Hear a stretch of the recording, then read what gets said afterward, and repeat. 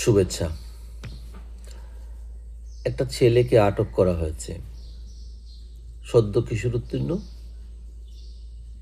দেখলে হঠাৎ করে যদি এর ব্যাকগ্রাউন্ড কেউ না জানে তাহলে তার যে কারোরই মনে প্রতিক্রিয়া হবে যে এমন একটা সুন্দর ছেলে, বাচ্চা ছেলে তাকে কেন পুলিশ আটক করতেছে।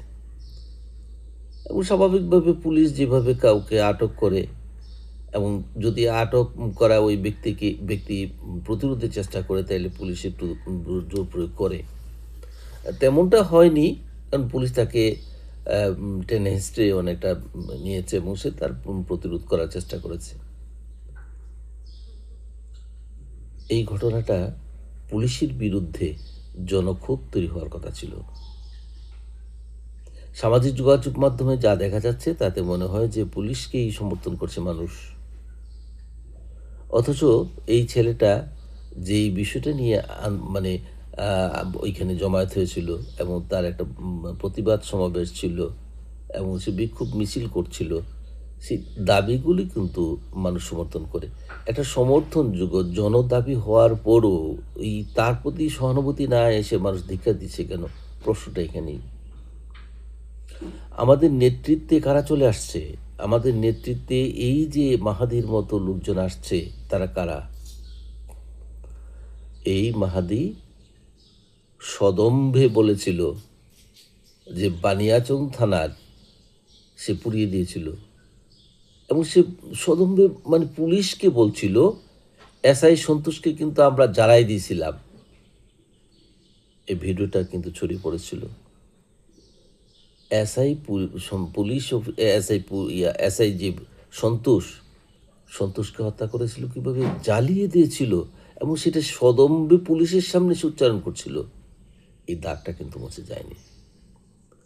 এই দাগ মুছে যাওয়ার মতো নয়। একটা দেশের শান্তি রক্ষাকারী বাহিনীর সদস্যকে যদি কোনো নাগরিক জ্বালিয়ে দেয় এবং সদম্ভে বলে যে আমি তাকে পুড়িয়েছি,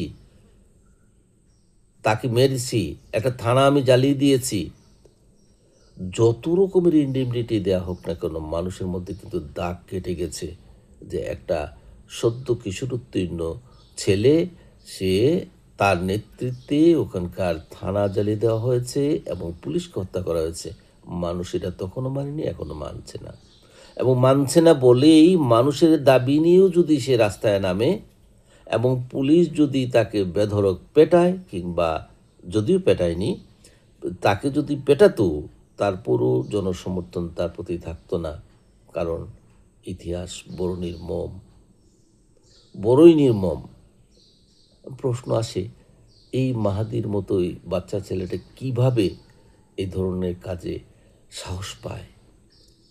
পরবর্তী সময়ে আবার যখন সে জনদাবি নিয়ে রাস্তায় নামে, তখনও সে আইনকে তোয়াক্কা করেনি।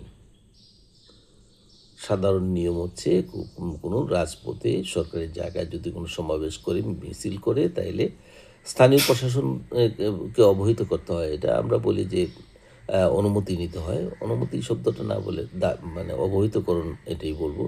অবহিত করতে হয়। সেইটুক পর্যন্ত সে মানেনি। কারণ সে যেই লোকটা পুলিশ হত্যা করতে পারে এবং যেই লোকটা থানা পুড়িয়ে দেওয়ার পর রাষ্ট্র তাকে সহযোগিতা করে, সে কেন রাষ্ট্রের একটা সাধারণ আইন মানবে? আইন মানেনি। এবং এরা আগামীতে তার চেয়েও বেশি আইন বহির্ভূত কাজ করবে, কারণ তাদের বুকের পাটা শক্ত হয়ে গেছে আইন অমান্য করে, মানুষ হত্যা করে। এ থেকে রক্ষা পেতে হলে বিচারকে স্বাভাবিক গতিতে যেতে দিতে হবে। পুলিশ হত্যার বিচারের বিকল্প আছে কি?